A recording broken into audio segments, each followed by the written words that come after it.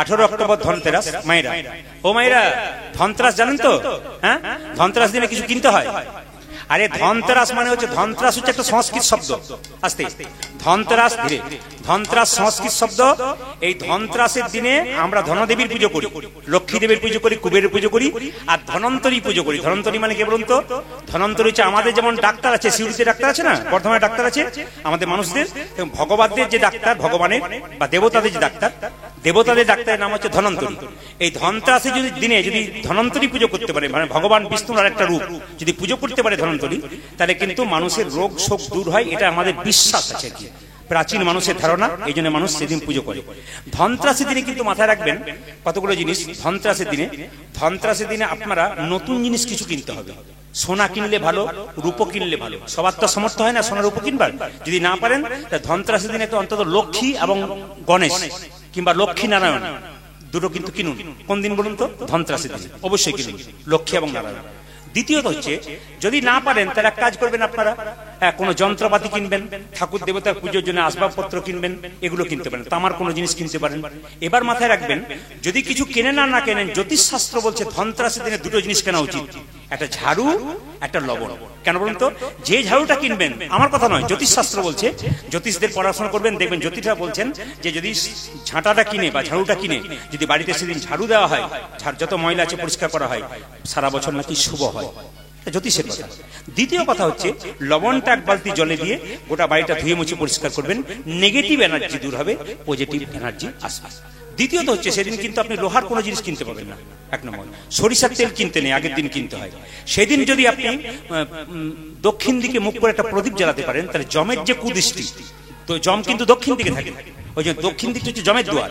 ওই জন্য ওই দিন কিন্তু প্রদীপ জ্বালাতে হয় কোন দিকে? দক্ষিণ দিকে মুখ করে, ঘিয়ের প্রদীপ বা তেলের প্রদীপ। তাহলে কি হয়? আপনাদের বা আমাদের জমের কুদৃষ্টি থেকে দূর হয়। সেদিন একটা জিনিস করতে পারেন, প্রদীপ দান করতে পারেন, মানুষকে প্রদীপ দান করতে পারেন।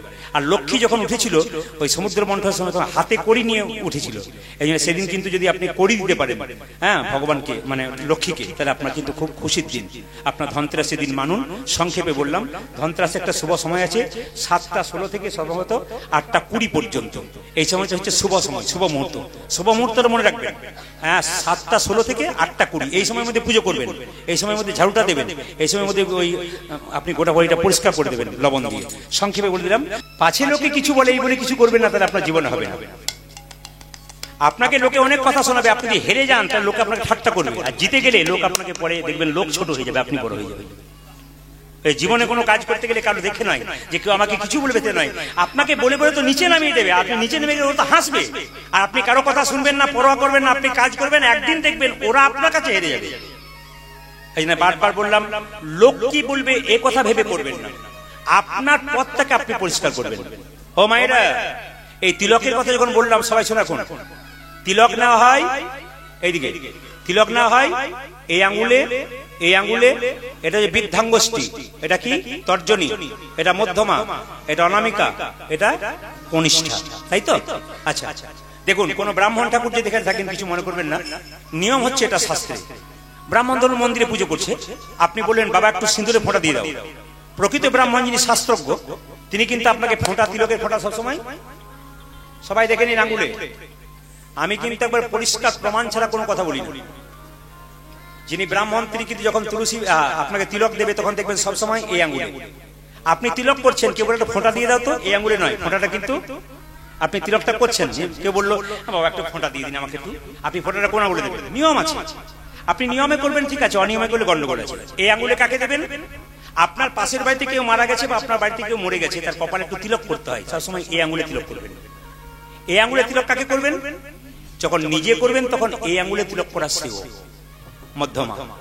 আর যখন ভগবানের চরণে দেবেন অনামিকা, অনামিকা মানে ভগবান বিষ্ণুর আঙ্গুল। তুলসী পাতা গোবিন্দকে দিতে হয়, এই আঙ্গুলটা টাচ থাকবে। একটা বাতাসা গোবিন্দকে দেবেন, এই আঙ্গুল টাচ থাকবে। যদি এই আঙ্গুলটা টাচ থাকে তবে গোবিন্দের সেবা ঠিক হচ্ছে বুঝবেন, কারণ এটা হচ্ছে অনামিকা, ভগবান বিষ্ণুর আঙ্গুল। সবসময় মাথায় রাখবেন, এই আঙ্গুলে কিন্তু সেবা করবেন। আর এই আঙ্গুলে ভাইয়ের কপালে দিলাম ফোঁটা, জমের দুয়ারে পড়ল কাটা। আপনারা কিছুদিন পরে কিন্তু দেবেন, নাকি বলছেন ভাই? পরে তো যদি কেউ মনে করেন যে তিলক দেখলে লোকে ঠাট্টা করে, দুটো উপায়ে তিলক নেবেন। তুলসী গাছে জল দিচ্ছেন তো, জল দেওয়ার সময় তুলসী গাছে যে নিচের মাটিটা, ওই মাটিটা নিয়ে আপনি নিজে একটু তিলক নিয়ে নেবেন, ফোঁটা নিয়ে নেবেন, হয়ে গেল। যদি মনে করেন যে একটু তিলক করবো, অভ্যাসটা করবো, সাইকেলে চাপা শিখবেন হাফ প্যাটেলে, তবে তো ফুল প্যাটেলে মানে সিটে চাপবেন। আগে আপনাকে স্কুলে ভর্তি হতে হবে, তবে তো আপনি পাস করবেন। আর স্কুলে যাবেন না, আপনি পাস করলেন কি করে? স্কুলে ভর্তি হন, লাইনে দাঁড়ান, ডাক একদিন আপনার হবে। লাইনে না দাঁড়ালে, আরে বাবা দরখাস্তের বয়ান যদি ভালো হয়, পারমিশনটা কিন্তু তাড়াতাড়ি হয়। এই দরখাস্তের বয়ান ভালো হতে হবে ভগবানকে ডাকবার জন্য, তাহলে ভগবানের পারমিশনটা কিন্তু তাড়াতাড়ি হবে বাবা। এই জন্য যদি না পারেন, তাহলে শাস্ত্রকাররা বলেছে জল তিলক দিয়ে দাও, এরকম করে হাতে নেবেন, জল তিলক মানে আপনি যেমন তিলক করছেন এরকম করে নিয়ে নেবেন, কেউ দেখতে পাবে না, কিন্তু আপনার তিলক হয়ে গেল। একটা সদবা নারীর যেমন স্মৃতির সিঁদুর দরকার, একটা সদবা নারীর যেমন হাতে শাঁখা নোয়ার দরকার, একজন ভক্তের সেরকম তুলসী মালা এবং তিলকের অবশ্যই অবশ্যই দরকার। আমি বলতে চাই, হিন্দু সনাতন ধর্মের যারা মানুষ আছেন, সবার কাছে নিবেদন রইল, সম্প্রীতি বজায় রাখি, আমরা সব ধর্মকে সমান সম্মান দেবো, কিন্তু নিজের ধর্মকে অপমান করব না, নিজের ধর্মীয় ব্যক্তিকে অপমান করব না। যারা ভক্ত হয় তারা অপমান করে না, আস্বাদন করে, চুপচাপ মাথা নিচু করে চলে যায়। সংসারে বাবা মা চিরকাল থাকার নয়, এই পৃথিবীতে আপনারা কেউ কিন্তু চিরকালের জন্য আসবার জন্য, থাকবার জন্য আসেন নাই। আস্তে বাবা আস্তে, ঘরটা ভাড়া নিয়েছেন, যতদিন নিয়েছেন ততদিন থাকবেন, তারপর চলে যাবেন। যেদিন চলে যাবেন হাজার কাঁদলেও আর কিন্তু ফিরে আসবেন না। চোখ মুজলে অন্ধকার, চোখ খুললে আলো। রাত্রিবেলায় শোবেন, চোখ যদি সকালে খুলেন সকাল হবে, না খুললে পরকাল হবে। ওষুধের বোতলের উপর এক্সপায়ারি ডেট লেখা থাকে, কতদিন পর্যন্ত ওষুধটা চলবে, কিন্তু আমাদের দেহের মধ্যে কোনো এক্সপায়ারি ডেট নেই। কে কখন চলে যাবে কেউ জানে না। যাবার আগে একটা কথা বলবো, মানুষের সঙ্গে ভালো ব্যবহার করুন, মানুষের সঙ্গে ভালো শিক্ষা লাভ করুন, সবাই সম্প্রীতি বজায় রাখুন।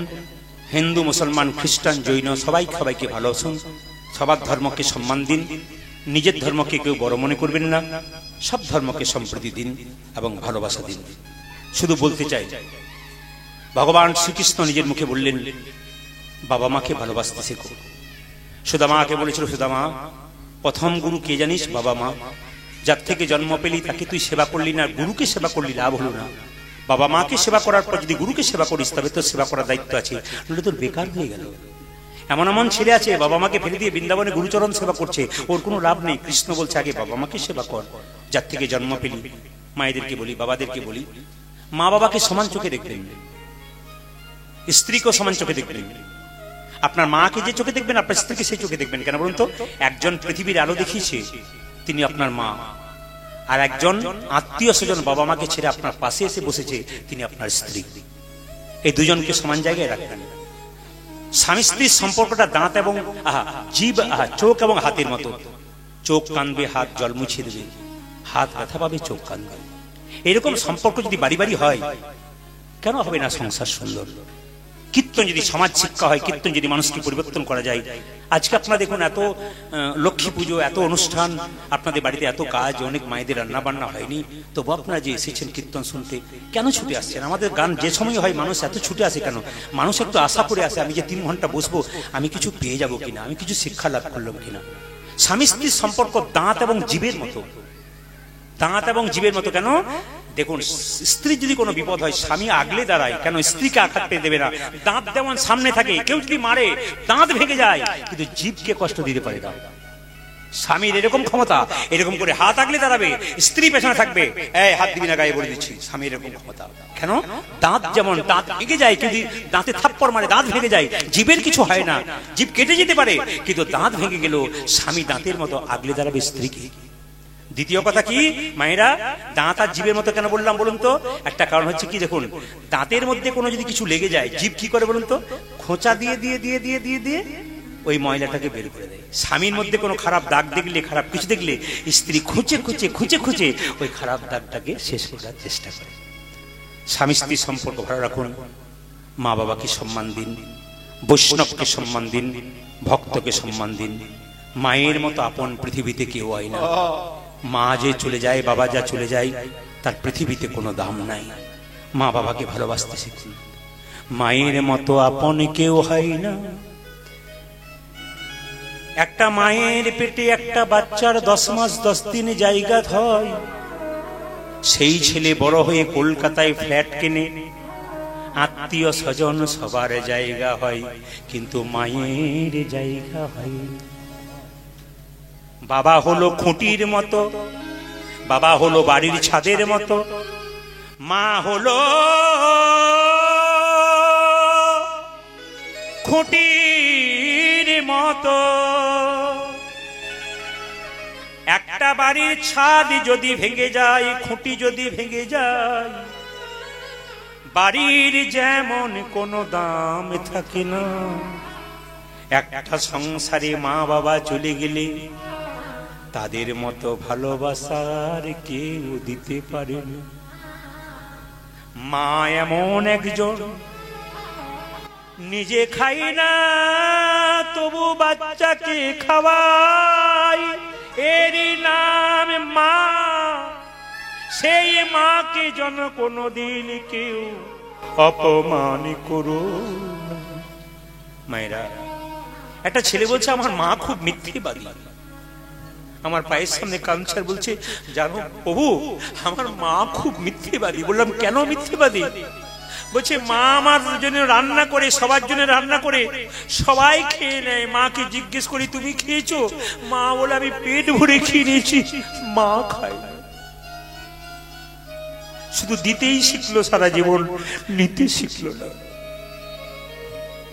এই জন্য বারবার বলবো, যারা শুধু তোমাকে সারা জীবন দিয়েই গেল, যে বাবা তোমার জন্য সবকিছু সমর্পণ করে দিল, যে মা তোমাকে এত ভালোবাসলো, ওই বৃদ্ধ বাবা মাকে যে শেষে পূজার আসনে না বসাতে পারো, তোমার গোটা জীবনটা নষ্ট হয়ে যাবে। মায়ের মতো আপন যেন কেউ না। ছোট্ট ছেলেটি বলছে আমার বাবা বড় অসুস্থ, এখনই যেতে হবে, দাদা একটু পুজো করে নি তারপর যাচ্ছি। ছোট্ট ছেলেটা, রঘুনন্দন, রঘু আই বাবা। ছেলে মেয়ের নাম রঘুনন্দন, ছেলের নাম রাখলো।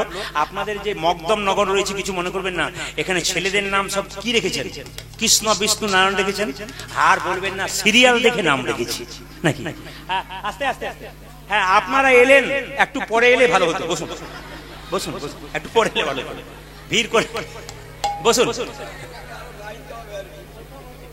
একটু পরে এলে আরো ভালো হতো। বসুন। আর যারা আছে ফোন করে বলে দিন আধ ঘন্টা পরে আসুন, ফাঁকা দেখবে। হ্যাঁ, জায়গা দেখবে। যেরকম রাধা রানী কি, শ্যাম সুন্দর কি, মদন মোহন কি। আচ্ছা, ছেলের নামের কথা আস্তে আস্তে, একবার শব্দ না, শব্দ না করলে করবো, নাহলে বন্ধ করবো। আবার এদের ট্রেন আছে, ফেল করলে কিন্তু আমি দায়ী থাকবো, এই জন্য আমাকে সাবধানে করতে হচ্ছে। এইদিকে আচ্ছা, ছেলে মেয়ের নাম ভগবানের নামের সঙ্গে রাখবেন। আমি ঝাড়খণ্ডে একটা জায়গাতে প্রতি বছর যেতাম, ছেলে মেয়ের নামে কথা বলছি, প্রতি জায়গায় এক যেতাম।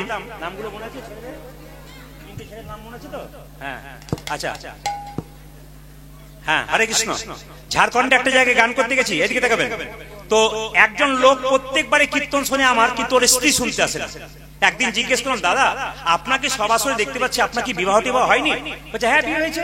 তাহলে আপনার স্ত্রী কেন কীর্তন শোনে না? এই যে আস্তে, আপনার স্ত্রী কেন কীর্তন শোনে না?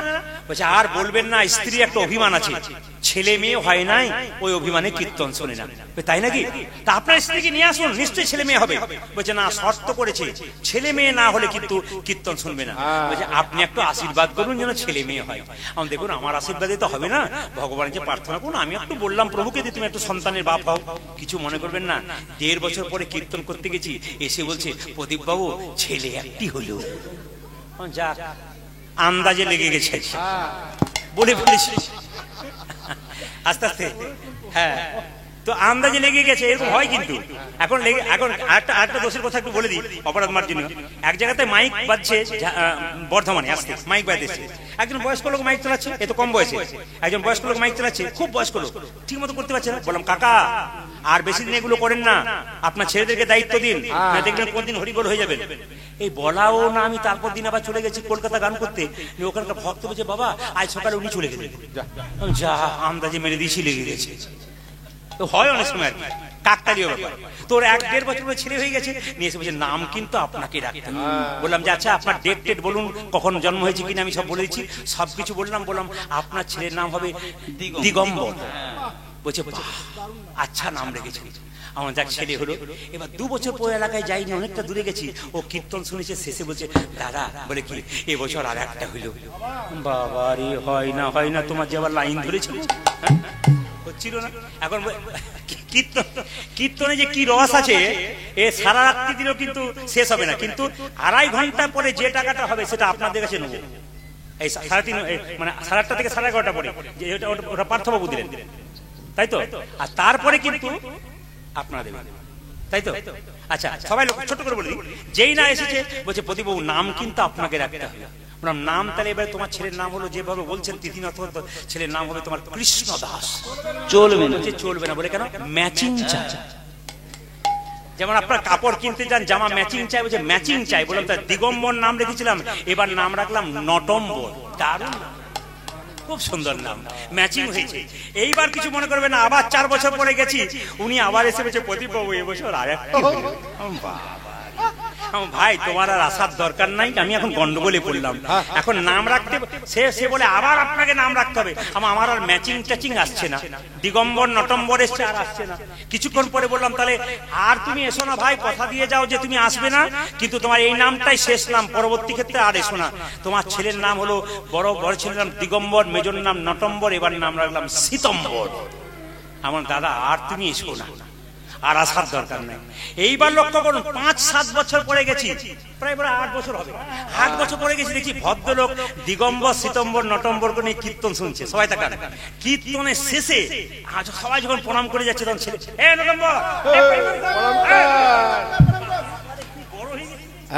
খোল বাজাতে শিখে গেছে। আচ্ছা আচ্ছা বুঝেছি, আচ্ছা ঠিক আছে। দিগম্বর সীতম্বর নটম্বর শেষে কি হলো বললাম কি, আচ্ছা প্রদীপবাবু আপনার স্ত্রীকে এবার আসা উচিত ছিল, ছেলে বড় হয়ে গেছে, আসা দরকার। আর বলবেন না, এখন তো আতুর ঘরে আছে। বলে কেন? একসঙ্গে দুটো হয়েছে। তুমি যে পঞ্চপাণ্ডবের বাপ হে, হ্যাঁ তুমি যেমন তেমন বাপ নাও। সে বলে আমাকে নাম কিন্তু আপনাকে রাখতে হবে। আমি বললাম তোমার এলাকায় গান করা ছাড়লাম আজকে। এখন লক্ষ্য করুন, যেই না গাড়ি নিয়ে চলে যাচ্ছি ও সে ছাড়ে না, ড্রাইভারকে বলে একটু দাঁড়াও ভাই। নিয়ে বললাম কি নাম রেখেছিলাম, শেষ নাম রেখে দিয়ে যাই। বলছে ম্যাচিং নাম চাই, দিগম্বর বড়র নাম, নটম্বর মেজর নাম, সীতম্বর ছোটর নাম। এবার দুটো নাম রাখলাম নভেম্বর আর ডিসেম্বর। নিতাই গৌর সবাই রাধা রানী কি, শ্যাম সুন্দর কি, মদন মোহন কি। ছোট্ট ছেলে জন্ম নিল রঘুনন্দন, আর রঘুনন্দন গান গাইতে থাকে কৃষ্ণ কেশব কৃষ্ণ কেশব সুধা মাখা এই নাম, মধু মাখা এই নাম, নাম নাম নাম নাম। কৃষ্ণ কেশব কৃষ্ণ মাধব সুধা মাখা যেন হরিণ মধু মাখা এই কৃষ্ণ কেশব কৃষ্ণ কেশব সুধা মাখা এই নাম, হরি নাম মধু মাখা এই নাম, নাম নাম নাম নাম। কৃষ্ণ কেশব কৃষ্ণ কেশব সুধা মাখা এই নাম, হরি নাম মধু মাখা এই নাম। এই নাম জপ বলো আপনার, এই নামে জপ ভোলো আপনার, এই নাম জপ বলো আপনার।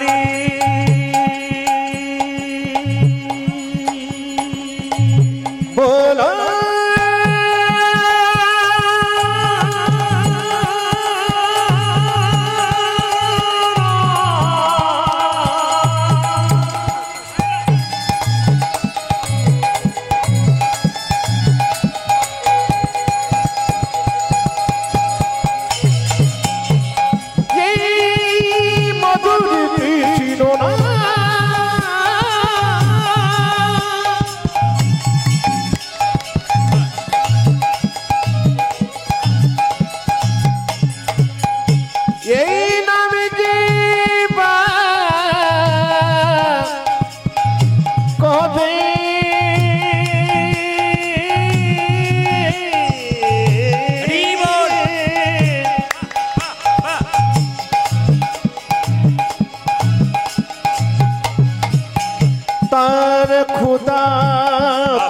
না যাবে গো দোরে,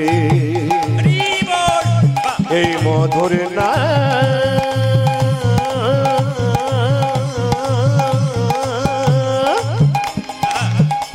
এই কৃষ্ণ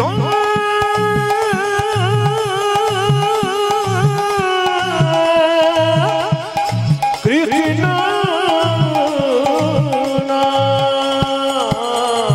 এই নাম জপ বলো আপনারে এই নাম জপ বলো আপনারে এই এই নামে জপ ভোলো জপনারে দূরে যাবে তৃষা প্রেম পারাবারে এই নাম জপ বলো আপনারে দূরে যাবে কিষান হেমা পাদা পারে জপরে জপরে জপরে রসনা জপরি জপরি জপরি রসনা জপরে জপরে জপরে রসনা তোমরা জপরে জপরে জপরে রসনা সুধা মাখা এই নাম হরি নাম মধু মাখা এই নাম হরি কৃষ্ণ কেশব কৃষ্ণ মাধব সুধমগ যেন করে নাম মধুমগ হে নাম জপনা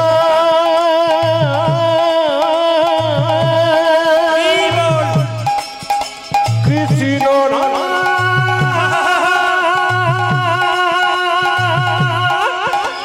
এই মধু কৃষ্ণ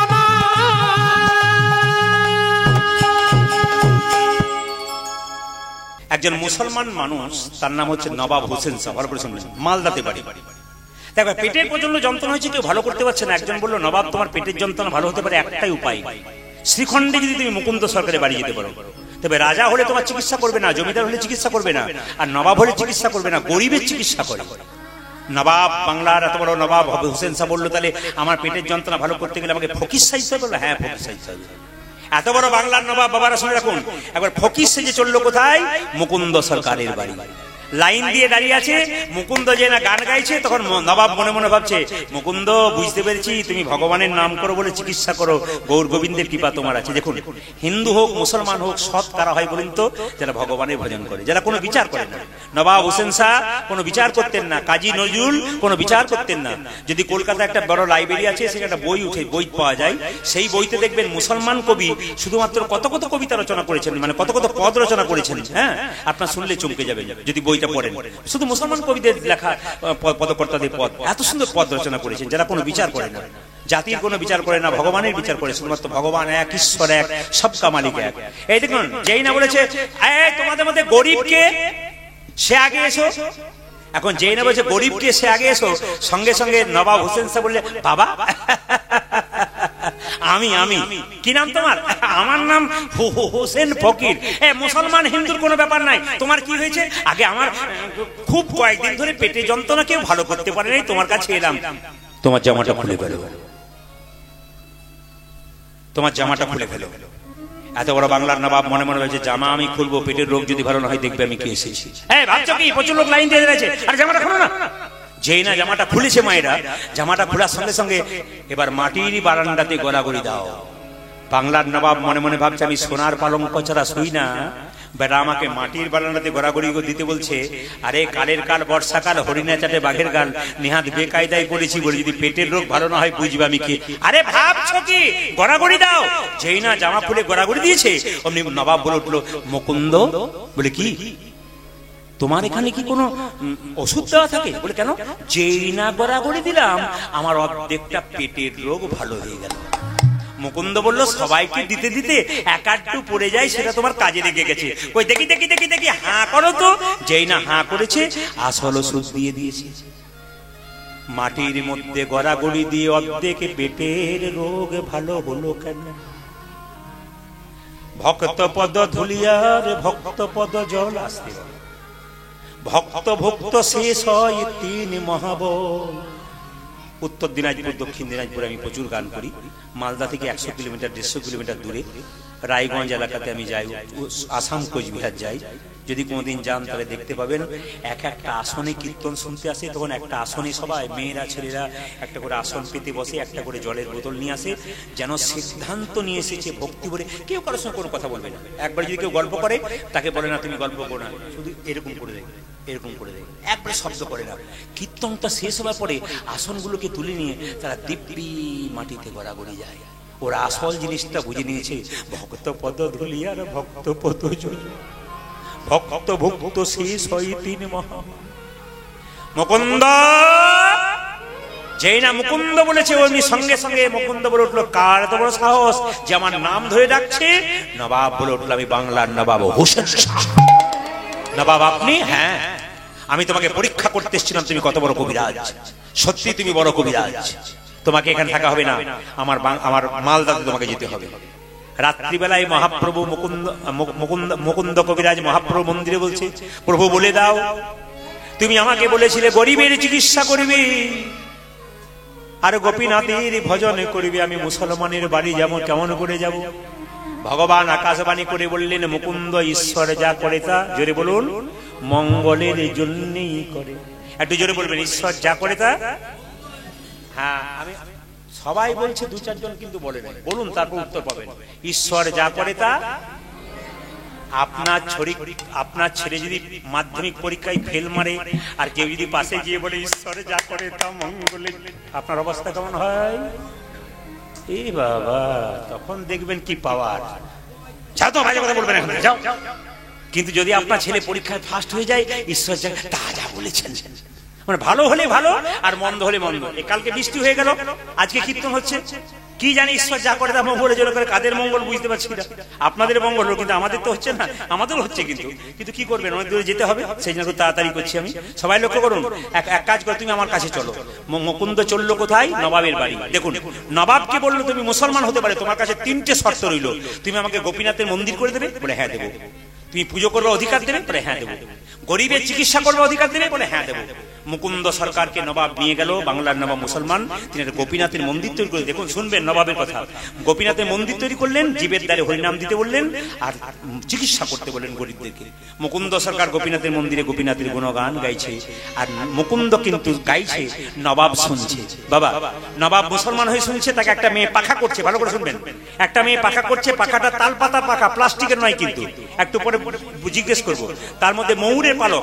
মুকুন্দ যখন কীর্তন গান গাইছে, নবাব দাঁড়িয়ে দাঁড়িয়ে শুনছে, আর তাকে একটা মেয়ে পাখা করছে, ময়ূরের পালক পাখা, তাল পাতা পাখার উপরে ময়ূরের পালক।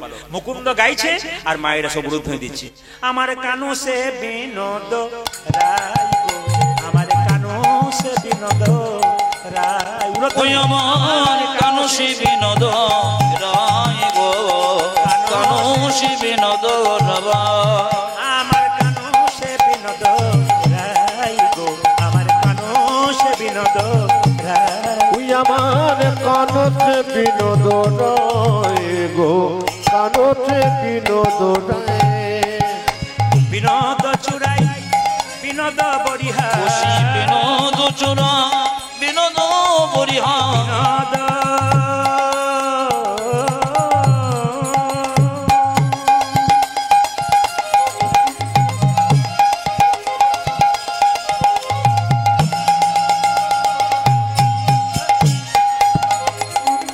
বিনোদ চোরা বিনোদ বরিহা, বিনোদ চুরা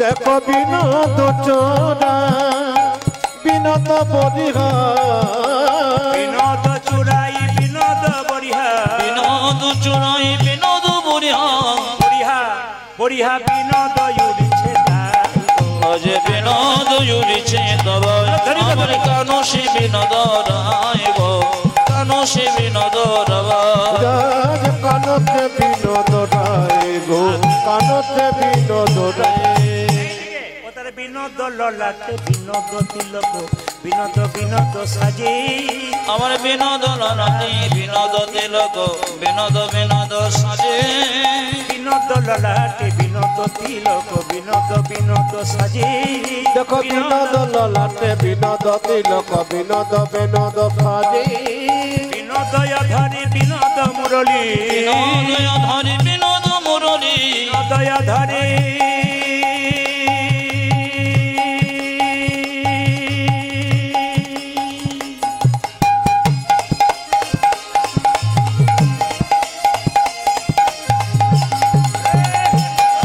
আজ বিনোদয় ধরে বিনোদ মুরলী ও যার বিনোদয় ধরে বিনোদ মুরলী আজ বিনোদয় ধরি বিনোদ মুরলী বিনোদ বিনোদ বাজে গো আমার বিনোদ বিনোদ বাজে আমার কানো সে বিনোদ রাইব কানো সে বিনোদ রাই কানতে বিনোদ রায় কানতে বিনোদ রায় মুকুন্দ সরকার গাইছে কি গাইছে ও মা দেখো দেখো ও তার বিনোদ গলায় বিনোদ মালা বিনোদ বিনোদ দোলে উতরে বিনোদ গলায় বিনোদ মালা বিনোদ বিনোদ দোলে মায়েরা যে মালাটা গেঁথেছে সেই মেয়েটাও দেখতে ভালো আর যে গোবিন্দ পড়ছে সেও দেখতে ভালো আর যে মালাটি সেটাও দেখতে সুন্দর সবই সুন্দর বিনোদ মানে কি সুন্দর তার মানে কি বিনোদ মানে আনন্দ সুন্দর তাহলে ভগবানকে যে মালাটা পরাচ্ছে সেই মেয়েটাও দেখতে সুন্দর যে ভগবান সেও দেখতে সুন্দর যে ফুলের মালাটা পরাচ্ছে সেই ফুলের মালাটাও দেখতে সুন্দর ও তার বিনোদ গলায় বিনোদ মালা বিনোদ বিনোদ দোলে তার বিনোদ গলায় বিনোদ মালা বিনোদ বিনোদ দোলে ও যে কোনে বিনোদিনী বিনোদ গাঁথুনি কোনি বিনোদিনী বিনোদ মাথুনি কোনে বিনোদিনী বিনোদ দেখো গাঁথুনি কোন বিনোদিনী বিনোদ গাথুনি গেছে বিনোদ ফুলে গো ও গো গেথেছে বিনোদ ফুলে আমার কানো সে বিনোদ রায় গো কানো সে বিনোদ রায় আমার কানো সে বিনোদ রাই গো আমার কানো সে বিনোদ ওই রাই আমার কানতে বিনোদ রায় গো কানতে বিনোদ রায় ও তার বিনোদ কোটিতে বিনোদ ধরতি বিনোদ বিনোদ সাজে আমার বিনোদ কোটিতে বিনোদ ধটি বিনোদ বিনোদ সাজে বিনোদ ধরতিতে বিনোদ বন বিনোদ বিনোদ সাজে তার বিনোদ কোটিতে বিনোদ ধতি বিনোদ বিনোদ সাজি ও তার বিনোদ চরণে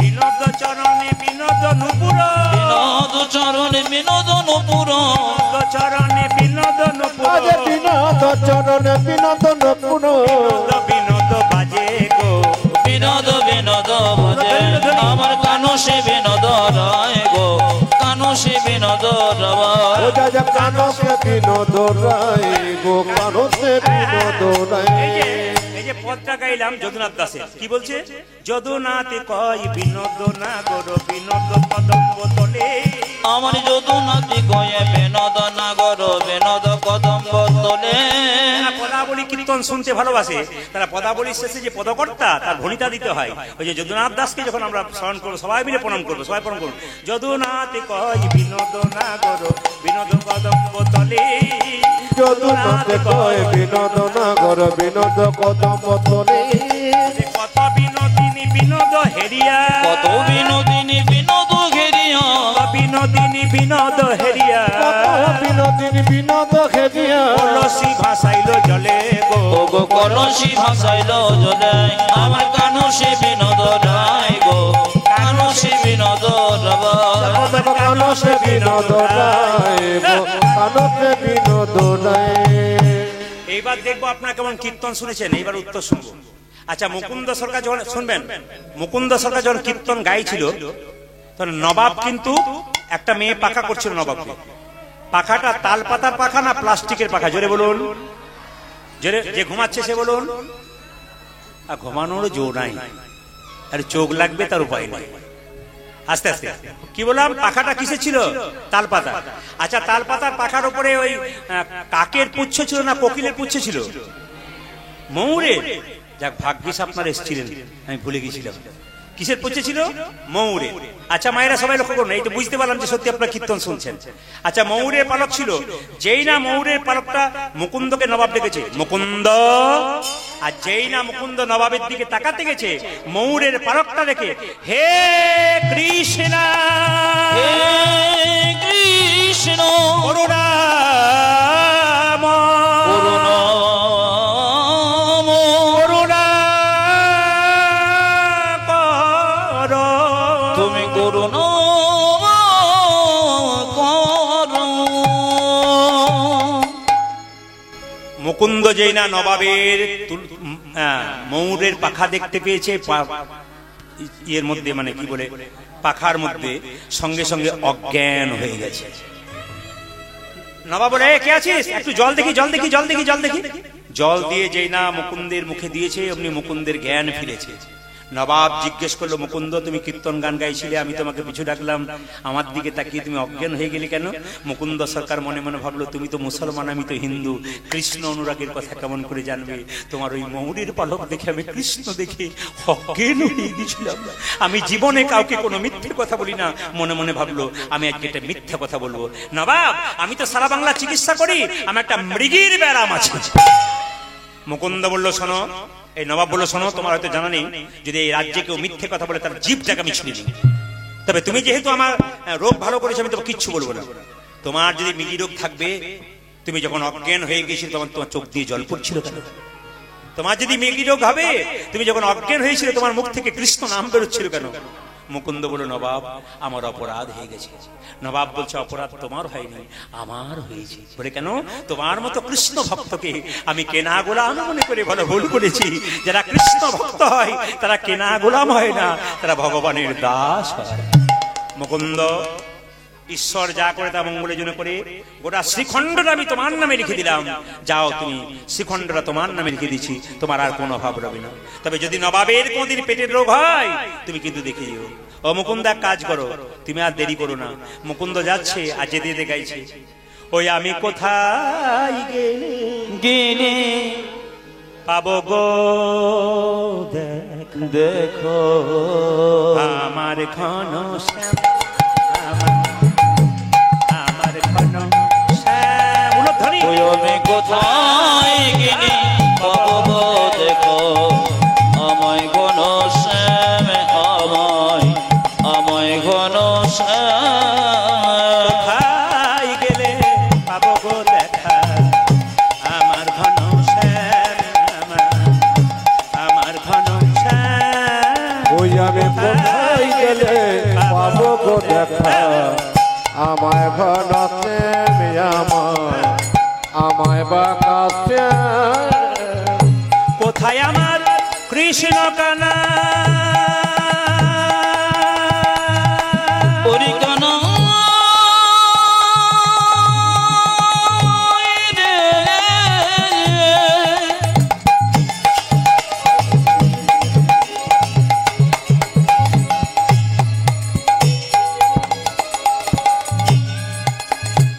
একবারে দেখা দে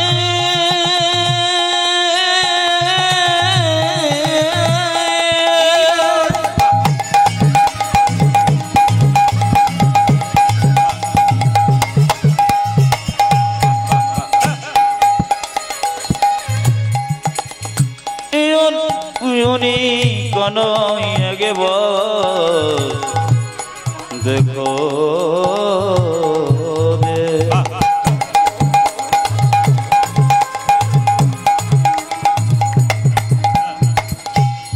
ওরে গনই রে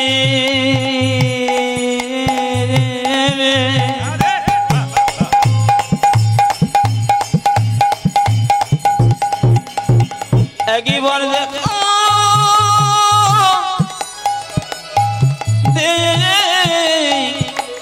কামনা কোথায় জামা কৃষ্ণ কানা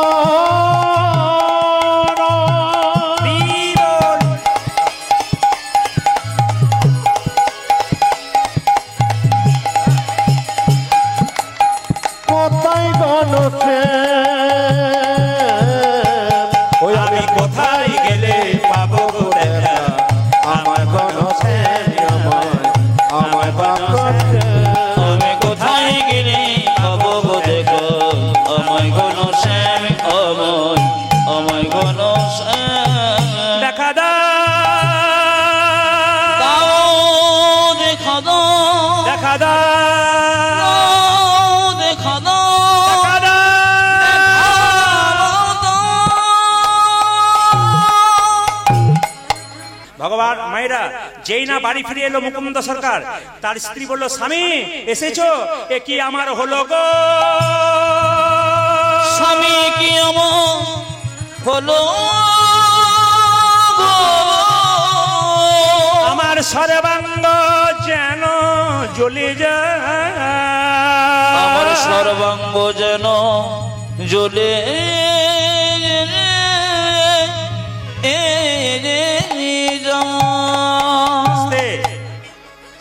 স্বামী চিৎকার করে বলে উঠলো, কি হয়েছে তোমার? তুমি যেদিন থেকে নবাবের বাড়ি গেছো আমি ভালো করে খেতে পারি না, আমার হাত জ্বালা করে, আমার বুক জ্বালা করে, আমার পা জ্বালা করে, আমার জিভ জ্বালা করে, কেন এমন হয়? মুকুন্দ সরকার মনে মনে ভাবলো, আমি এত বড় বাংলার কবিরাজ, আমি সবার চিকিৎসা করতে পারছি, আমার স্ত্রী চিকিৎসা করতে পারবো না? কই দেখি দেখি দেখি দেখি দেখি দেখি, তুমি হা করো তো, তোমার জিভটা দেখি তো, দেখি দেখি, তোমার হাত দেখি, দেখি দেখি, তোমার পায়ের তলগুলো দেখি, দেখি দেখি, তোমার চোখ দেখি। আমি সারা বাংলার কবিরাজ, আমার স্ত্রী রোগ ধরতে পারলাম না। রাত্রিবেলায় মহাপ্রভু মন্দিরে গিয়ে মুকুন্দ সরকার আছাড় খেয়ে পড়লো, প্রভু বলে দাও, প্রভু তুমি বলে দাও, আমি সারা বাংলার চিকিৎসা করলাম, আমার স্ত্রী রোগ ধরতে পারছি না কেন? মহাপ্রভু আকাশবাণী করে বললেন, মুকুন্দ আমি যা ভেবেছিলাম তাই, আমি যা ভেবেছিলাম তাই, সারা বাংলা চিকিৎসা করে তোমার অহংকার হয়ে গেছে।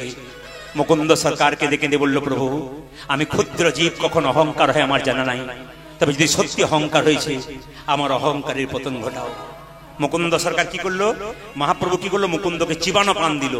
ওই পানটা যেই না মুকুন্দ সরকার তার স্ত্রীকে দিতে যাচ্ছে, যেতে যেতে গাইছে, যশোদার দুলা, যশোদারি দুলা, তুমি বজের রাখা, তুমি ব্রজের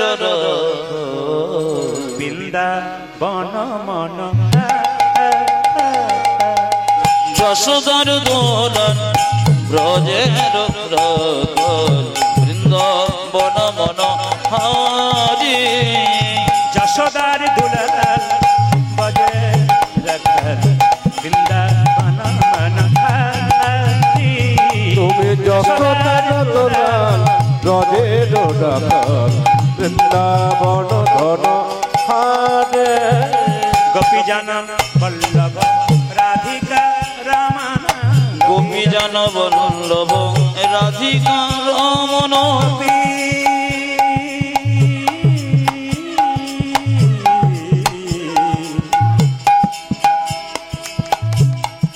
গোপী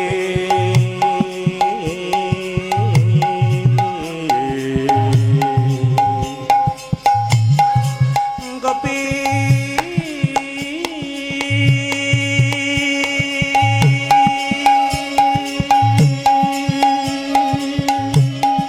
হে প্রাণ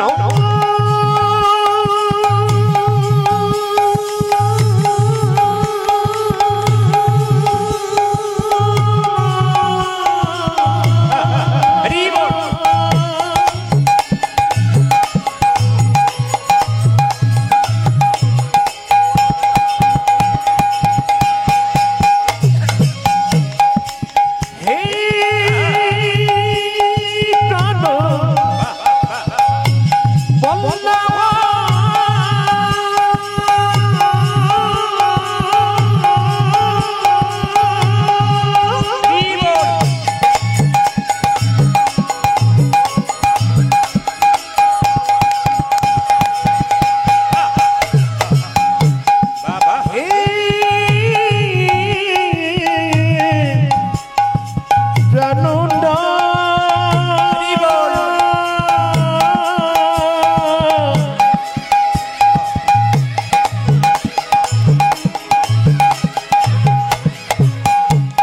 প্রণব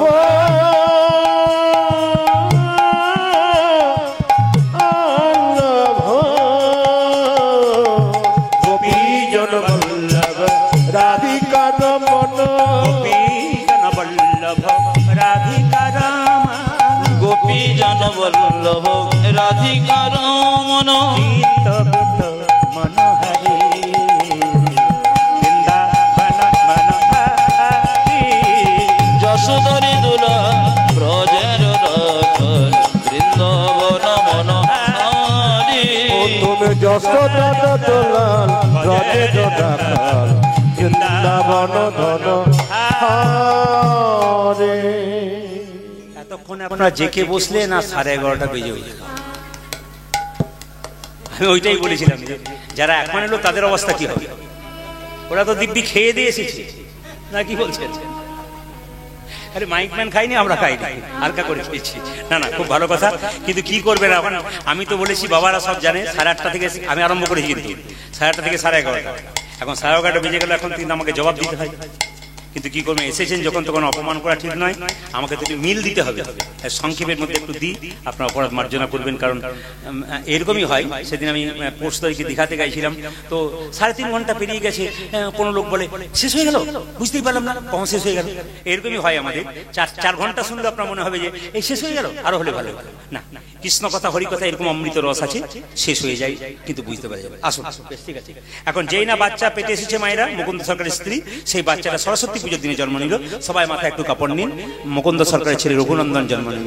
আহা হেন কালে হে জন্মিল শ্রী রঘুনন্দন, আহা হেন কালে জন্মিল শ্রী রঘুনন্দন, হেন কালে হে জন্মিল শ্রী রঘুনন্দন, আজ হেন কালে জন্মিল শ্রী রঘুনন্দন। মুকুন্দ দাসের তাহা আনন্দিত মন, ও দেখো মুকুন্দ দেশে তাহা আনন্দিত মন, মুকুন্দ দাসের তাহা আনন্দিত মন, আজ মুকুন্দ দাসের তাহা আনন্দিত মন।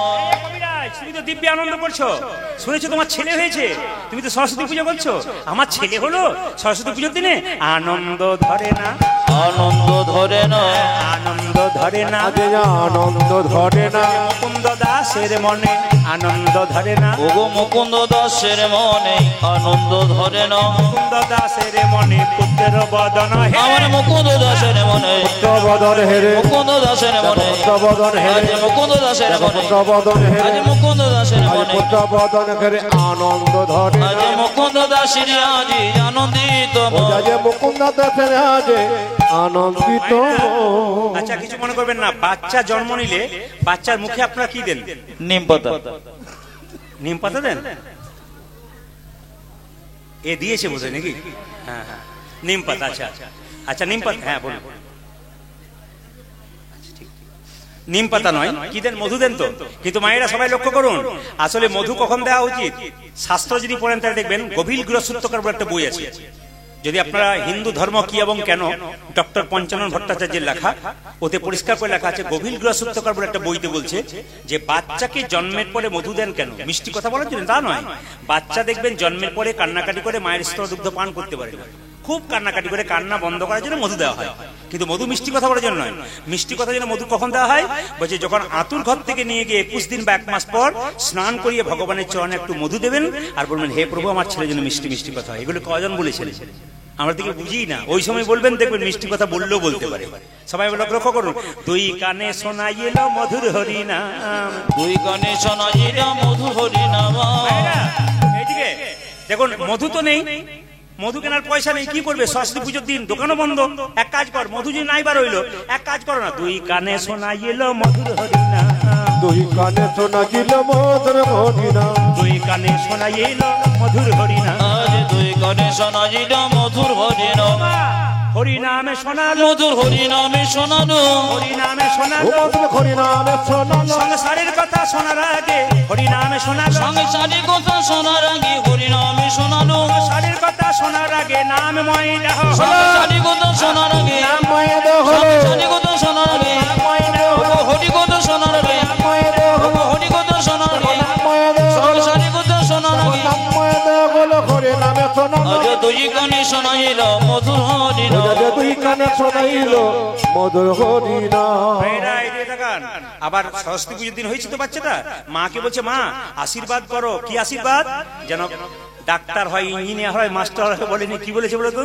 আশীর্বাদে করো মা, আশীর্বাদে করো মা, আশীর্বাদে করো মা, আশীর্বাদে করো, কি কি যেন ভাগবতী পড়তে পারে, আশীর্বাদে করো মা, যেন ভাগবতী পড়তে পারে, আশীর্বাদে করো মা, যেন সংকীর্তন গাইতে পারে, আশীর্বাদে করো ও মা, যেন সংকীর্তন গাইতে পারে, আশীর্বাদে করো মা, বলছে আশীর্বাদে করো মা, আশীর্বাদে করো মা, আশীর্বাদে করো ও মা, মা আশীর্বাদে করো মা। আশীর্বাদ যেন ভাগবতী পড়তে পারে আশীর্বাদে করো মা, যেন ভাগীবতী পড়তে পারে আশীর্বাদে করো মা, যেন ভাগবতী পড়তে পারে আশীর্বাদে করো মা, যেন ভাগবত পড়তে পারে আশীর্বাদে করো মা, যেন সংকীর্তন গাইতে পারে আশীর্বাদে করো মা, নাম সংকীর্তন গাইতে পারে আশীর্বাদে করো মা, যে সংকীর্তন গাইতে পারে হরি হরি হরি নাম বলে। সংকীর্তন গাইতে পারে হরি হরি হরি বলে, যেন ভাগবতে পড়তে পারে হরি হরি হরি নাম বলে, সংকীর্তন গাইতে পারে হরি হরি হরি বলে, যেন ভাগীবতী পড়তে পারে হরি হরি হরি বলে আশীর্বাদে করো মা। আজ দুই কানে শোনাইল মধুর হলেন যে তুই কানে শোনাইল মধুর হরি নাম।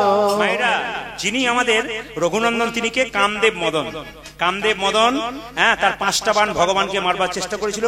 ভগবান বলল, কামদেব আমার দেওয়া বাণ তুই আমাকে মারলি, তবে অভিশাপ দিলাম তোর মর্তকুলে জন্ম হোক। কামদেব মদন বলল, অভিশাপ যদি দিলে মর্তকুলে জন্ম হোক, আশীর্বাদ দেওয়া যেন গোবিন্দের সেবা করতে পারি।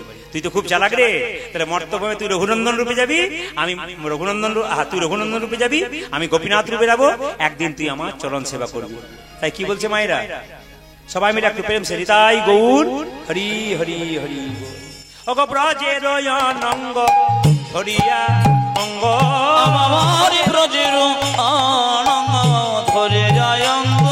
গোপীনাথ গোপীনাথ এলেন কিভাবে? পদকর্তা বলে ব্রজের অনঙ্গ ধরিয়া অঙ্গ, দেখো দেখো ব্রজের জনঙ্গ ধরি জঙ্গ, গৌরে আওল গৌর সঙ্গ, আমারি গৌরী বল গৌর সঙ্গ, গৌরে আওল গৌর সঙ্গ। ওই যে গৌরী যাবলো গৌর সঙ্গ। মায়েরা টুলু ধরে দিন ব্রজের অনঙ্গ ধরিয়া অঙ্গ, আমার ব্রজের আনন্দ ধরে যায় অঙ্গ। গৌরে আওল গৌর সঙ্গ, আজ গৌরী যাবলো গৌর সঙ্গ। ভকতি ভূষণ ভকতবে, আমার ভগতি ভূষণ ভগতবে, ভকতি ভূষণ ভকতবে, ভকতি ভূষণ ভকতবে, লীলাই মহিলা পনবে, লীলাই মহিল আপনাবে, লীলাই মহিলা পনবে, উজ্জ্বল লীলায় মহিলায় আপনবে। সোনার নুপুর রাতুল পা, আমার সোনার নূপুর রাতুল পা। এখন পয়সা দিতে আসবেন না, এখন পয়সা দিয়ে আসবেন না, কীর্তনটা শেষ হয়ে দিন, নাহলে আমি শেষ করে ফেলবো পয়সা দিলে কিন্তু।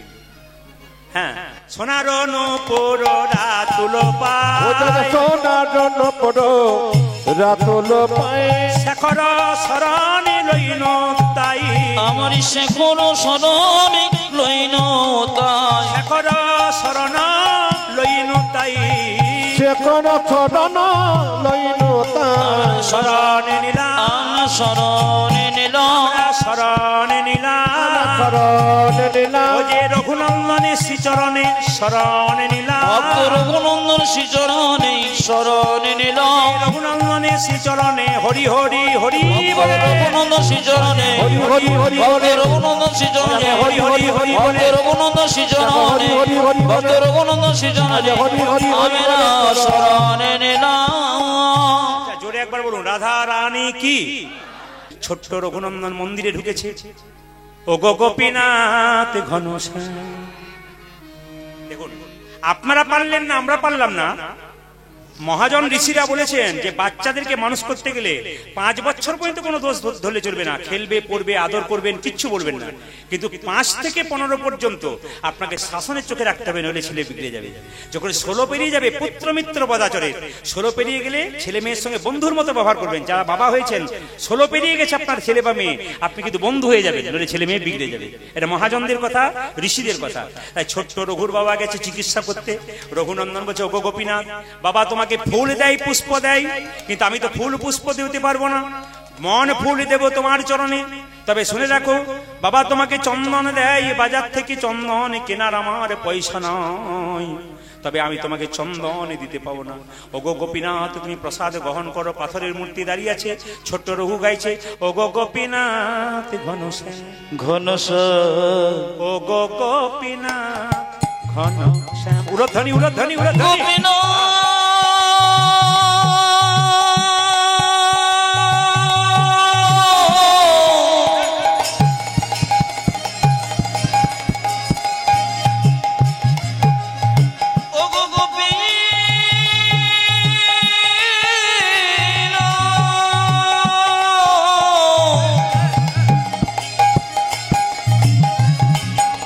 ওগো গোপীনাথ তুমি ঘন সবে সবে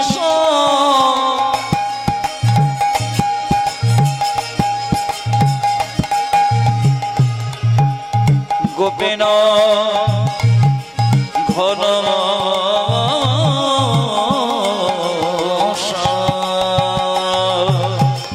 ওগো গোপীনাথ ঘন গোপীনাথ ও মায়েরা, ভগবানকে ডাকতে গেলে সরল মন চাই। ছোট্ট রঘুনন্দন বলছে, ওগো গোপীনাথ, বাবার হাতে তুমি এত নাড়ু খাও, আমার হাতে নাড়ু খাচ্ছ না কেন? তুমি তো নিজের মুখে বলেছো তুমি ভক্ত প্রহ্লাদের হাতে খেয়েছো, ধ্রুবের হাতে খেয়েছো, আমার হাতে খাবে না। ও বুঝতে পেরেছি তুমি খাচ্ছ না কেন। আরে বাবা, তোমার হাতে বাঁশি আছে, তুমি খেতে পারো। আচ্ছা, বাঁশিটাকে নামিয়ে দিলাম। আচ্ছা, দরজাটা হাঁ করে খোলা আছে তো, তোমার লজ্জা করছে? আচ্ছা, দরজাটাকে এবার তুমি নাড়ু খাও। বারবার ও বুঝতে পেরেছি গো, বুঝতে পেরেছি। তোমার একটু অভিমান হয়েছে, রাগ হয়েছে। বাবা তোমাকে সুন্দর করে সাজিয়ে দেয়, আমি তোমাকে সুন্দর করে সাজাতে পারি না। তবে গোপীনাথ, আমি তোমাকে কেমন করে সাজাবো? আমার কাছে ফুল নাই, তুলসী পত্র নাই, গঙ্গা জল নাই। তবে তুমি যে শাস্ত্রে বলেছো পত্রং পুষ্পং ফলং তয়ং যো মে ভক্তা প্রযচ্ছতি তদহম পরিহিতমস্মানি প্রতাত্মম। তুমি বলেছো কেউ যদি ফুল দেয় আমি খুশি হই, ফুল না পেয়ে কেউ যদি পাতা দেয় আমি খুশি হই, পাতা না পেয়ে কেউ যদি জল দেয় তাতে খুশি হই। আমার কাছে চন্দন নাই, ভক্তি চন্দন তোমাকে দেব। আমার কাছে ফুল নাই, মন ফুল তোমার কাছে দেব। আমার কাছে তুলসী পাতা নাই, মন তুলসী তোমাকে দেব। সাজাচ্ছার বলছে আমি সাজাবো তোমাদের মোহন সাজে। আশা ছিল বড় মনে। ও গোয়া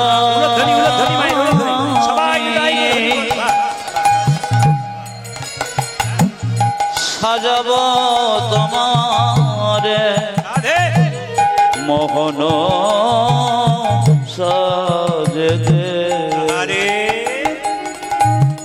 আশা ছিল বড় মনে আমি সাজাব তোমারে মোহন সাজে।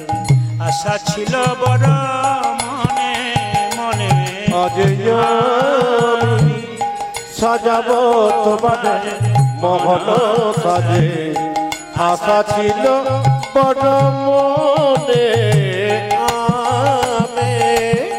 মিশাই যায় আমার ভকতির চন্দন, মন কুসুম দিব তোমার শ্রীচরণ। মিশাইয়া দেব ভকতির চন্দন, মন কুসুম দেব তোমার শ্রীচরণ। গানটা তো আমরা গাইনি, রঘুনন্দন গাইছে। কত সুন্দর ভাষা দেখুন।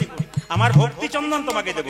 মিশাই যায় আমার ভকতি চন্দন, মন কুসুম দিব তোমার শ্রীচরণ। আমি মিশাইয়া দেব ভকতির চন্দন, মন কুসুম দেব তোমার শ্রীচরণ। আমি সাজাবো তোমারে মোহন সাজে। আশা ছিল বড় মনে। ও গোয়ামে সাজাবো তোমারে মোহন সাজে। আশা ছিল বড় মনে। কি তাও তুমি নাড়ু খাবে না?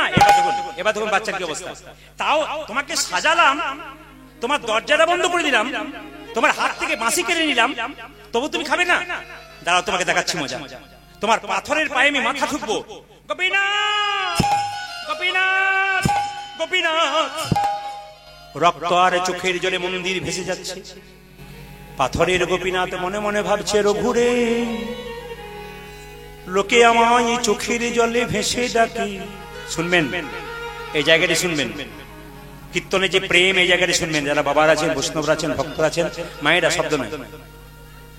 লোকে আমায় চোখের জলে ভেসে সব কিছু যায়, তুই শুধু চোখের জল নয়, চোখের জল নয়, রক্ত দিয়ে আমার চরণ ভাসাইয়ে দি। আমি যদি তোর হাতে একটা নাড়ু না খাই, তবে যে গীতাতে আমার প্রতিজ্ঞা রবে না, আমি গীতাতে বলেছি যে যথামাং প্রপদ্যন্তে তাংস্ততৈব ভজাম্যহম মমাবৎমানবত্যন্তে মনুষ্য পথ্য সর্বস্ব। মায়েরা শুনবেন ভগবান কি বলছেন, যে আমায় যেমন, কত প্রেম দেখুন কীর্তনে, যে আমায় যেমন যেমন ভাবে, যে আমায় যেমন ভাবে, নাম বলতে বলতে পাগল হয়। দক্ষিণ চব্বিশ পরগনা কলকাতাতে আমি প্রচুর গান গাই, প্রচুর গান কলকাতায়। তো শুনবেন, একটি মেয়ে প্রতি বছর, আমি যেখানে একটা আসরে প্রায় 4 বার করলাম, প্রতি বছর সামনে একটা মেয়ে কীর্তন শুনি, একবারে শর্টকাট জামা প্যান্ট, মানে কি বলবো, বিবাহিত নারী তো, একবার খাটো খাটো পোশাক পরে সামনে বসে কীর্তন শুনে। আমার খুব রাগ হয়, এত মানুষ, এত মেয়েরা এসছে ভালো ভালো কাপড় পরে, কিন্তু শুনবেন মেয়েটি ওখানে বসে খাটো পোশাক পরে কীর্তন শোনে, হ্যাঁ চুপচাপ শোনে, একবার কোনো শব্দ নেই, চুপচাপ হাঁ করে শোনে, কিন্তু পোশাকটা আমার ভালো লাগে না যখন পরে থাকে। তো তারপর দেখলাম তার একটা ছেলেও আছে, সে বছর আনি বাচ্চা ছিল, তারপর বসে গান গাইছে। 4 বছর এই বছর গিয়েছিলাম ওই আসরটাতে, একই আসরে।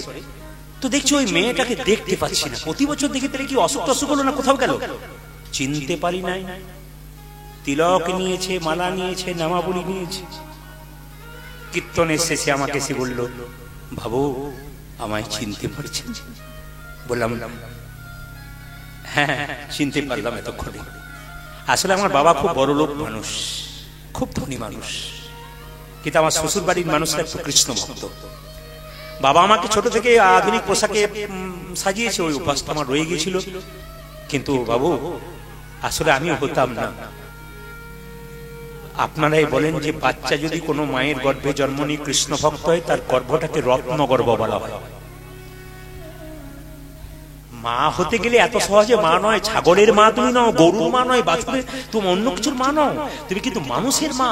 মা হওয়ার পর নিজেকে সচেতন থাকতে হবে, আমি মা হয়েছি, আমি আজকে মানে কি উগ্র সাজে সাজবো, উগ্র কাজ করব, খারাপ কাজ করব, কিন্তু একদিন যখন রক্ত দমন হয়ে যাবে আমার ছেলে কিন্তু আমাকে ভালো চোখে দেখবে না। ছেলে শেষে প্রশ্ন করবে, তুমি আমাকে সারা জীবন কি দিয়েছো? খালি জন্মটা দিয়েছো, আর কি করেছো তুমি? তোমার পোশাক কি, তোমার সাজ কি, তুমি কি শিক্ষা দিয়েছো? ছেলে একদিন প্রশ্ন করবে। তাই মাকে সেজে যেতে হয় থেকে। আমাকে বলছে, বাবু আমার ছেলেটা না এই 4 বছর বয়স হলো, নিরামিষ খাই, ধুতি পরে, আমাকে বলে তিলক পরিয়ে দাও। আমি বললাম, তুই যখন খাস না তখন আমি খাবো কি করে? আমি মা, আমার খাবার ইচ্ছা জাগে, আমি বাবার রক্ত পেয়েছি, তুই এই রক্ত পেয়েছিস, তুই যে ভক্ত, তা আমার ছেলে যদি না খায় বাবু তাহলে আমি কি করে খাবো? আমি মনে মনে ভাবলাম, ছেলে যদি আমার কৃষ্ণ ভক্ত হয়, আমি কেন সচিমাতার মতো হতে পারি না? ছেলে আমার প্রতি বছর এই ছোট থেকে এত বুদ্ধিমান, যে টিউশনি পড়ে আমার ছেলেকে এইটুকু থেকে বয়স থেকে 4 বছর থেকে, সে বলে যে আপনার ছেলে খুব বুদ্ধিমান হবে, কৃষ্ণ কৃপা পেয়েছে, দারুণ। এই জন্য আমি আপনাদের বলে যাই যে যেখানে বসে আছেন, গোপীনা রঘুনন্দন কেঁদে কেঁদে বলছে, গোপীনা তুমি নাড়ু খাও, নাড়ু খাও। ভগবান বললেন যে যথামাং প্রপদ্যন্তে তাং সতৈব ভজাম্যহম মমাবৎমানবত্যন্তে মনুষ্য পথ্য সর্বস্ব। যে আমায় যেমন ভাবে, যে আমায় যেমন ভাবে ভালোবাসে, আমি তাকে তেমন ভাবে ভালোবাসি। ওরে রঘুরে, তুই শুধু চোখের জলে নয়, জলে নয়, তুই যে রক্ত দিয়ে আমার চরণ ধুয়াইয়ে দিলি। পেছন থেকে হাত বাড়িয়ে পাথরের গোপীনাথ বলছে, রঘুনন্দন নারুতে রঘুনন্দন নারদে রে, রঘুনন্দন নারুতে, রঘুনন্দন নারদে, গোপীনাথ নারু খাও, গোপীনাথ নারু খাব, গোপীনাথ নারু খাও, গোপীনাথ নারু খাও। আশ্চর্য, আশ্চর্য ঘটনা। পাথরের গোপীনাথ নাড়ুই খায় না, আজকে নাড়ু খেতে খেতে সব নাড়ু খেয়ে নিচ্ছে। রঘুনন্দন জিজ্ঞেস করছে, তুমি যদি সব নাড়ু খেয়ে নাও, বাবা যখন আসবে প্রসাদ চাইবে তখন আমি দিতে পারবো না। তুমি তো বাবার হাতে এত নাড়ু খাও না, আমার হাতে আরো নাড়ু খাচ্ছ কেন? পাথরে গোপীনাথ কেঁদে কেঁদে বলছে, সবাই আমায় ডাকে রে রঘু, তোর মতো এমন করি চোখের জলে ভেসে কেউ ডাকে না আমায়, চোখের জলে ভেসে কেউ ডাকে না।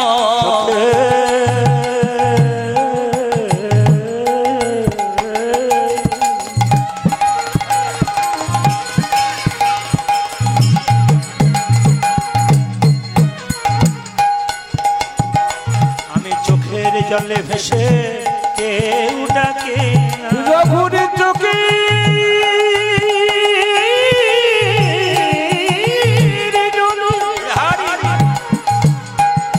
আমায় ভেসে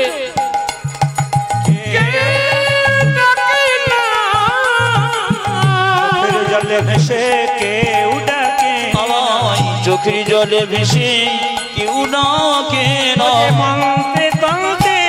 সবাই ডাকে, চোখের জলে ভেসে কেউ ডাকে না। সবাই ডাকে, চোখের জলে ভেসে কেউ ডাকে না। আমার চোখের জলে ভেসে কেউ ডাকে না। সবাই ডাকে, চোখের জলে ভেসে কেউ ডাকে না। চোখের জলে ভেসে কেউ ডাকে না। সবাই লক্ষ্য করুন, যেই না গোপীনাথ নাড়ু খেয়ে নিয়েছে, একটাও নাড়ু নেই। ওই তোর বলছে, তুমি যে সব খেয়ে নিলে বাবা প্রসাদ চাইবে কি করবো? ওই তুই বাড়ির ভেতরে যা, তোর মায়ের কাছে যা, প্রসাদ নিয়ে। মাকে বললো, মা আজকে জানো গোপীনাথ সব নাড়ু খেয়েছে। মা রেগে বললো, আমি তো বুঝতে পেরেছি তুই খেয়েছিস, এ তোর বাবা এলে প্রসাদ চাইবে, দিতে পারবি না, যা প্রসাদ নিয়ে যা। যেই না প্রসাদের থালা নিয়ে যাচ্ছে, বাবা কিন্তু চিকিৎসা করে যখন বাড়ি ফিরছে তখন দেখলো কি, আসে যা মুকুন্দ দাস কহে বালকের পাশ। অজে আসে মুকুন্দ দাস কহে বালকের পাশ। মুকুন্দ দাস কহে বালকের পাশ। ও দেখো আসিয়া মুকুন্দ দাস কহে বালকের পাশ। প্রসাদ নৈবেদ্য না দেখি, প্রসাদ নৈবেদ্য না দেখি, প্রসাদ নৈবেদ্য না দেখি, প্রসাদ নৈবেদ্য না দেখি। সকালবেলায় পুজোর দায়িত্ব দিলাম, এখনো তুই করিসনি। দেখবো কেমন পূজা দিয়েছ, আমি দেখিব কেমন পূজা দিয়েছ, আমি দেখবো কেমন পূজা দিয়েছ, আমি দেখিব কেমন পূজা দিয়েছ। বাবা তুমি বিশ্বাস করবে না, আজকে সব নাড়ু গোপীনাথ খেয়েছে। বাবা বললো, মিথ্যেবাদী কোথাকার, ভগবান খায়? আমি তোকে মিথ্যা করে বলেছিলাম যে প্রহ্লাদ খেয়েছিল, সে তো খেয়েছিল সত্য কথা। রঘুর হাতে তোর হাতে খাবে, আমার হাতে খাবে? সে খাবে না। বাবা বিশ্বাস করো, খেয়েছিল এবং খাবে, আমি তোমাকে দেখাতে পারবো। বাবা বলছে, আমি দরজার বাইরে রইলাম, তুই ভেতরে খাওয়া, খাওয়াতে পারলে ভালো, না খাওয়ালে তোর একদিন কে আমার একদিন। দরজা বন্ধ করেছে, বাবা দরজার বাইরে দাঁড়িয়ে আছে, ভেতরে ছোট্ট রঘুনন্দন কেঁদে কেঁদে বলছে, ওগো গোপীনাথ, তুমি কিছুক্ষণ আগে এত নাড়ু খেলে, এখন যদি একটা নাড়ু না খাও বাবার কাছে মিথ্যেবাদী হয়ে যাব, তোমায় একটা নাড়ু খেতে হবে। পাথরের গোপীনাথকে রঘুনন্দন বারবার বলছে, নাড়ু খাও, নাড়ু খাও, নাড়ু খাও, কোনো মতেই খাচ্ছে না। তখন গোপীনাথের উন্নিটাকে নিয়ে রঘুনন্দন 5 বছরের বয়সে ছেলে যেই না গলায় দড়ি নিতে যাচ্ছে, সঙ্গে সঙ্গে পাথরের গোপীনাথ কেঁদে কেঁদে বলল, রঘুরে, আমার মন্দিরে যদি কেউ কোনদিন, আমার ছেলেটি কিন্তু খুব ভালো, আমি এদের বাড়িতে আছি, মনসামঙ্গল গান শিখছে, খুব ভালো ছেলে, খুব সরল, সদা আশীর্বাদ করুন, ভালো ছেলে কিন্তু।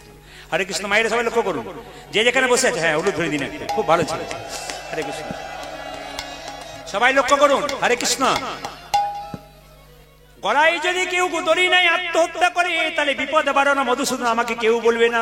তাই পেছন থেকে হাত বাড়িয়ে জেনে বলছে, নাড়ু রঘু, রঘুনন্দন নাড়ু দে, রঘুনন্দন নাড়ু দে, রঘুনন্দন নাড়ু দে, রঘুনন্দন নাড়ু দে, গোপীনাথ নাড়ু খাও, গোপীনাথ নাড়ু খাও, গোপীনাথ নাড়ু খাও, গোপীনাথ নাড়ু খাও। কে বললো নাড়ু দে? কে বললো? যেই না বাবা দরজাটা খুলেছে, অমনি গোপীনাথ নাড়ু খেতে খেতে অর্ধেকটা খেয়েছে, অর্ধেকটা খাইনি, অর্ধেকটা পাথরের নাড়ু হয়ে গেছে। হ্যাঁ রে রঘু, এ আমি কি দেখছি, গোপীনাথের হাতে পাথরের নাড়ু? রঘুনন্দন বলছে, বাবা আমি দেখতে পাচ্ছি আসলের নাড়ু। রঘুনন্দন কেঁদে কেঁদে বলছে, গোপীনাথ বাবা দেখছে পাথরের নাড়ু, আমি দেখছি আসল নাড়ু কেন? ভগবানকে একটা সুন্দর কথা বললেন, দেখুন। ভগবান বলল, রঘুরে, শাস্ত্রে সবে জায়গায় লেখাই আছে, পিতার পুণ্যে পুত্রের উদয় হয়, কিন্তু পুত্র কন্যা যদি কৃষ্ণ ভক্ত হয় তবে মা বাবার উদয় হয়, মা বাবা উদ্ধার হয়ে যায়। তুই যে বলেছিস, এই দেখ শুনে রাখ, আমি তোর মাথায় হাত দিয়ে দেবো, তুই তোর বাবার মাথায় হাত দিবি, দেখতে পাবে আমি আসল নাড়ু খাচ্ছি। যেই না ছোট্ট ছেলেটি বাবার মাথায় হাত দিয়েছে, অমনি বাবা বলে, কি আমি কি দেখছি জানিস? আরে বাবা, নাড়ু দেখতে পাচ্ছি, কিন্তু ওই যে পাথরের নাড়ু দেখেছে, এখনো গোপীনাথের মন্দিরে পাথরের নাড়ু দেখবেন।